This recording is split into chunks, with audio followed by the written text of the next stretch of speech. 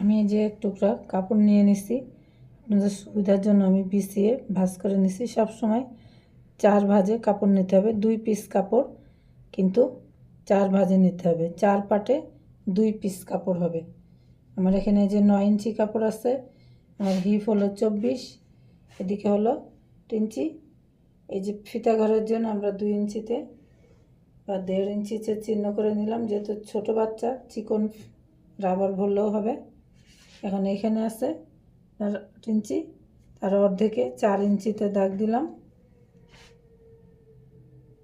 আর এখানে হলো আমার এই যে 1.5 ইঞ্চি, 6 ইঞ্চি, এই যে 1.5 ইঞ্চি কাপড় নিচ্ছি, 1 ইঞ্চি 1.5 ইঞ্চি, 1.5 ইঞ্চি কাপড়তে দাগ দিচ্ছি।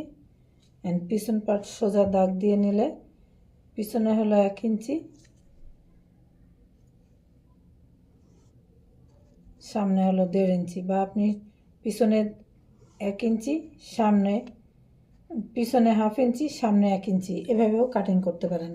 কোমরের দিকটা প্রয়োজনে একটু ছাড় দিয়েও নিতে পারেন, তো কোমরের কাপড়টা একটু চিকন হয়ে আসবে। তাহলে আমরা এখন কেটে নেই। প্রথমে আমরা পিছনের অংশটা কাটব, খুব খেয়াল করে কাটতে হবে যেন সামনের অংশ এবং পিছনের অংশের রেক্টমের অংশের থেকে এবং কাটিংয়ের অংশের থেকে যেন কেটে না যায়। রেক্টমটা কিন্তু সবার জন্যই এক মাপের হবে।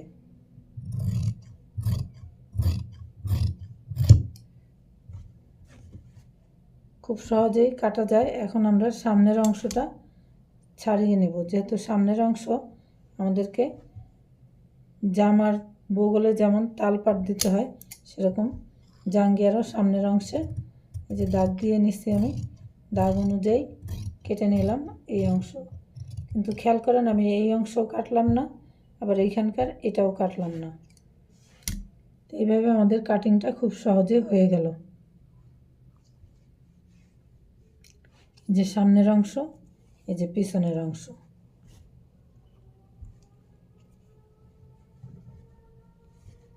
এই টিউটোরিয়াল ক্লাসে আপনারা যারা থাকতে চান, নিয়মিত থাকেন, আমি একটার পর একটা আপনাদেরকে প্র্যাকটিক্যালভাবে দেখাবো। এখন এই সামনে এখানে পাইপিং করেও নেওয়া যেতে পারে, আবার এই যে পিছনের অংশে কাপড়টা বেশি আছে, সামনের অংশে কম আছে।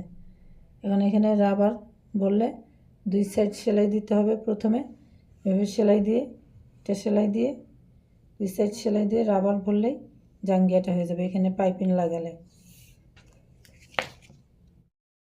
ছোট্ট জাঙ্গিয়াটা রেডি হয়ে গেছে, কেমন সুন্দর হয়েছে দেখেন। এখন খুব সহজেই আপনারা সূত্রের মাধ্যমে